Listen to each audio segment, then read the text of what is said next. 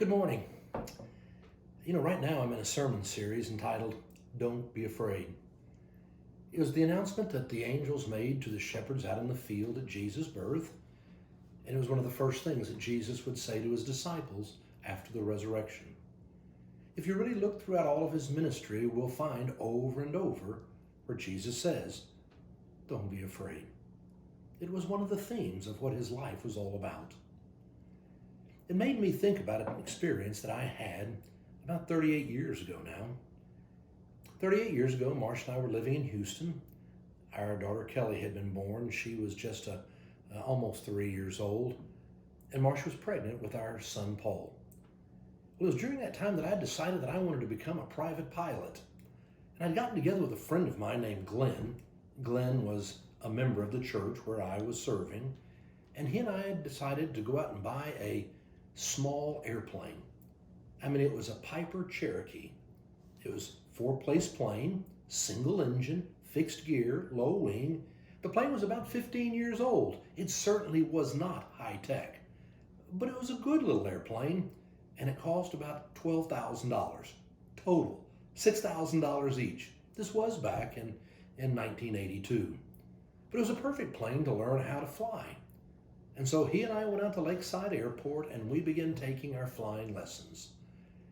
It's quite exciting when you start learning how to fly with your instructor. But you'll never forget the day when the instructor climbs out of the plane and says, it's time to go solo. I remember that day so very well when I gave it the gas, put that throttle to the firewall, pulled back and lifted off, and I was flying. I came home and I was so excited, and I was telling Marsha about it, and she was so excited for me. She celebrated all those accomplishments. You then start doing things like cross-country trips, and you had to do all kinds of different things that again, the instructor was having you to do, so you got better and better. You had to fly for 40 hours, and once you had 40 hours, then you could take your test and see if you passed. It wasn't long after I had my 40 hours that I took off and I got my pilot's license on a Friday. And I was thrilled. Again, it's one of those days that you never forget in your life. When they give you that ticket, when you're the pilot, and now you're pilot in command. While you're doing your learning how to fly and you're trying to get your license, you can't take passengers. You have to fly alone. But now that I had my ticket, I could take Marsha flying, and I was thrilled. She had never flown with me. And so I came home on that Friday and I said, let's go fly on Sunday right after church. Let's line up a babysitter and we'll be ready to go. She said, all right. We got home on that Sunday. We'd dropped the kids off with friends at church. They'd taken them home. We came home to change clothes quickly and get a bite to eat and head to the airport. We got to the back door and we were just getting ready to go out when she stopped and said, just a minute, there's something I forgot. She went to the back of the house. She was gone for a couple minutes and finally she came back and said, all right, let's go. I said, what did you forget? Oh, nothing, let's go. What did you forget? Nothing, let's go. Well, by now, she had my curiosity up. I wasn't leaving. I went to the back of the house. And as I walked all the way to the back into our bedroom, there lying out on top of our dresser were our two wills.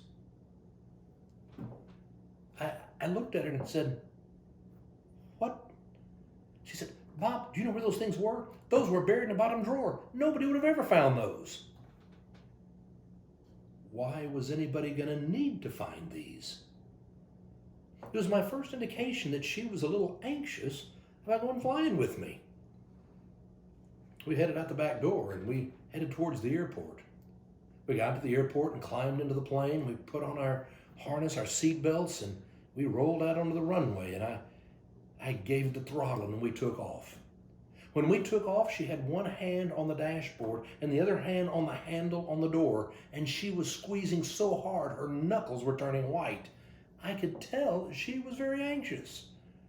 We began to get up higher and fly, and we had a little turbulence. We're kind of bouncing around, and she's holding on for dear life. And I said, you know, honey, if we crash, holding on to the dash or the door handle isn't going to help you one bit.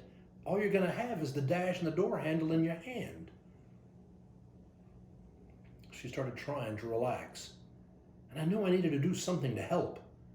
And so I finally said, look, we can't crash no matter what. It's against the laws of nature.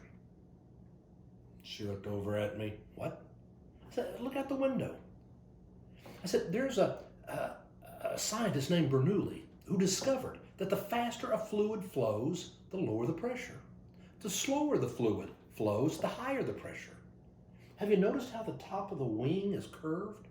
That's so that the air can rush over quickly and it creates a low pressure. The air goes slowly under the wing. It's flat. It creates a high pressure. That means there's all these air molecules out there holding this airplane up. We can't fall out of the sky. It's impossible. Unless a wing falls off or I turn the plane upside down. But that's not going to happen. We were headed down towards Galveston, and I began to catch Marsha looking out that wing, trying to see those air molecules flowing slowly underneath the wing. I could tell she was starting to relax. We got down to Galveston, we flew around the beach and saw things and started coming back home.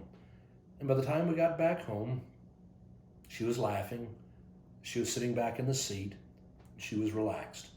And I knew we were going to have fun as a flying family because she had learned to trust what she could not see.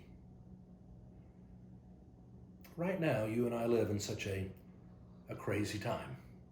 Don't know what the future is going to hold, what's going to happen with the COVID virus, what's going to happen in the economy. But you and I talk about faith. Faith is trusting in God's constant love of us, his children. That's what we give as a definition of faith. Trusting in God's constant love of us, his children.